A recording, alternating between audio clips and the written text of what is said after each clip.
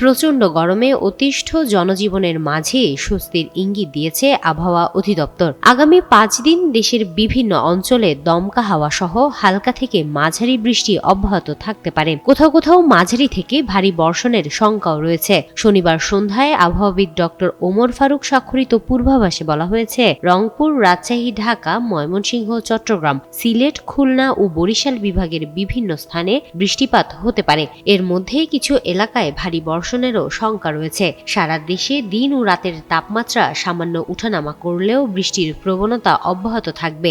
আবহাওয়া অধিদপ্তরের ব্যাখ্যায় বলা হয়েছে, মৌসুমী বায়ুর অক্ষ বর্তমানে রাজস্থান, উত্তরপ্রদেশ, মধ্যপ্রদেশ, বিহার ও পশ্চিমবঙ্গ হয়ে বাংলাদেশের মধ্যাঞ্চল থেকে আসাম পর্যন্ত বিস্তৃত। এর একটি বর্ধিতাংশ উত্তর বঙ্গোপসাগর পর্যন্ত পৌঁছেছে।